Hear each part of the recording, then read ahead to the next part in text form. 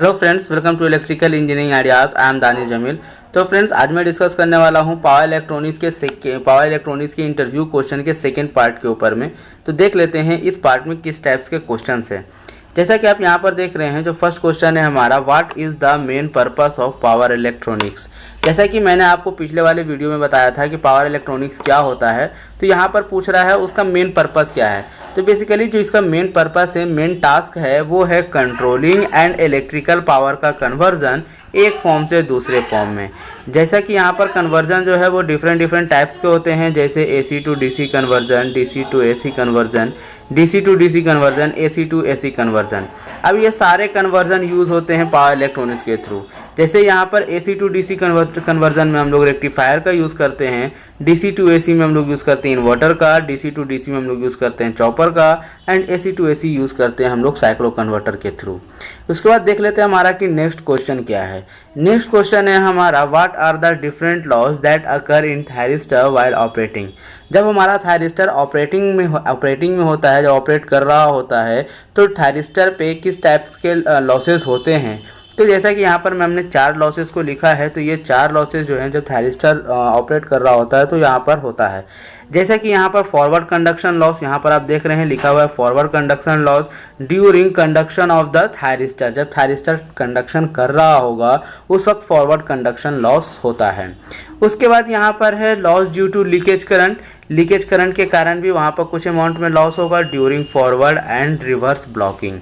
उसके बाद है power loss at gate terminal के ऊपर भी पावर लॉस होगा, एंड गेट ट्रिगरिंग लॉस भी उसको कह सकते हैं, या फिर गेट लॉस भी, गेट के ऊपर जो लॉस हो रहा है वो भी कह सकते हैं power loss at gate, and क्या तो उसको कह सकते हैं gate triggering loss.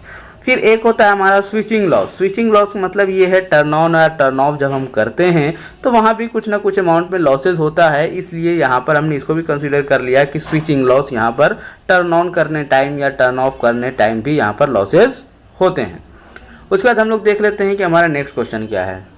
Next question है हमारा, what are the advantage of speed control by using thyristor. देखिए, स्पीड को तो हम लोग बहुत तरीके से कंट्रोल कर सकते हैं। तो यहाँ पर क्वेश्चन ये है कि स्पीड को जब हम लोग एक किसी थायरिस्टर के यूज़ से हम लोग जब स्पीड को कंट्रोल कर रहे हैं तो उसका एडवांटेजेस क्या क्या होता है।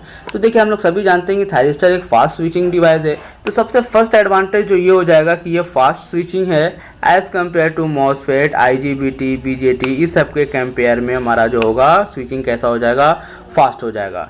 कॉस्ट भी इसका कम होता है और एक्यूरेट भी होता है और इफिशिएंसी भी इसका ज़्यादा होता है। तो ये सारे एडवांटेज है जब हम लोग किसी भी थायरिस्टर के थ्रू स्पीड को कंट्रोल करते हैं। तो ठीक है, इसके बाद जो हमारा क्वेश्चन है, what define the circuit turn off time. Circuit turn off time क्या होता है। अब देखिए, यहाँ पर सर्किट टर्न ऑफ टाइम क्या होता है। It is defined as the time during while the reverse voltage is applied across the thyristor during commutation process. Commutation process के दौरान जब हम लोग थायरिस्टर के क्रॉस में रिवर्स वोल्टेज अप्लाई करते हैं तो वो जो टाइम इंटरवल है, वही टाइम इंटरवल क्या कहलाता है, सर्किट का टर्न ऑफ टाइम कहलाता है, जिसको कि यहाँ पर डिफाइन किया गया है। तो आप यहाँ से नोट भी कर सकते हैं या फिर इसे आप अपने माइंड में रख भी सकते हैं। ठीक है, उसके बाद हम लोग देख लेते हैं नेक्स्ट क्वेश्चन क्या है। नेक्स्ट क्वेश्चन है हमारा, why the circuit turn off time should be greater than thyristor turn off time. देखिए, ये एक बहुत ही इंपॉर्टेंट क्वेश्चन है कि हमारा सर्किट का टर्न ऑफ टाइम ज़्यादा क्यों होना चाहिए थायरिस्टर के टर्न ऑफ टाइम से। अब जैसा सपोज आप एज्यूम कर लीजिए कि थायरिस्टर का जो टर्न ऑफ टाइम है वो ज़्यादा है और सर्किट का टर्न ऑफ टाइम क्या है, कम है। तो अब यहाँ पर क्या होगा, जैसे सर्किट का टर्न ऑफ टाइम कम है और थायरिस्टर का टर्न ऑफ टाइम ज़्यादा है, तो यहाँ पर क्या होगा कि हमारा जब हम लोग कम्यूटेशन उसको करेंगे, जब उसको हम लोग टर्न ऑफ करेंगे तो वहाँ पर क्या होगा कि कम्यूटेशन के दौरान फेलियर हो जाएगा, क्योंकि इसका टर्न ऑफ टाइम कम है और उसका टर्न ऑफ टाइम, थायरिस्टर का टर्न ऑफ टाइम ज़्यादा है, जिसके वजह से क्या होगा कि हमारा सर्किट में भी फिर से टर्न ऑन हो जाए। हम तो टर्न ऑफ करना चाह रहे हैं लेकिन टर्न ऑफ टाइम कम होने की वजह से सर्किट के क्या हो जाएगा, सर्किट फिर से टर्न ऑन हो जाएगा। तो यही एक कारण है जिससे कि हमारा सर्किट का टर्न ऑफ टाइम जो है वो ज़्यादा होना चाहिए as turn off time thyristor से, ताकि हमें जो कम्यूटेशन जो है वो फेल ना हो, कम्यूटेशन प्रोसेस जो है वो हमें पूरा सक्सेस मिले। इसलिए टर्न ऑफ टाइम जो सर्किट का है वो ज़्यादा होना चाहिए टर्न ऑफ टाइम थायरिस्टर से। ठीक है, उसके बाद देख लेते हैं हमारा नेक्स्ट क्वेश्चन। नेक्स्ट क्वेश्चन है what is the chopper. Chopper से हम लोग सभी जानते हैं कि चॉपर क्या होता है। चॉपर एक ऐसा डिवाइस है जो कि क्या करता है कि फिक्स डीसी को चॉपिंग करता है। चॉपिंग इन द सेंस ये है कि चॉपिंग मतलब कि आपको फिक्स डीसी को वेरिएबल डीसी आउटपुट पे कन्वर्ट करता है ये, ठीक है। चॉपर एक ऐसा डिवाइस है जो फिक्स डीसी को वेरिएबल डीसी वोल्टेज आउटपुट पे कन्वर्ट करता है। अब इसके टू टाइप्स होते हैं, जैसे कि स्टेप अप चॉपर है, स्टेप डाउन चॉपर है। ये सब तो आप जानते ही हैं क्या होता है, ठीक है। तो चॉपर क्या है, एक ऐसा डिवाइस है जो कि फिक्स डीसी को पल्सेटिंग डीसी या फिर वेरिएबल डीसी वोल्टेज आउटपुट में कन्वर्ट करता है।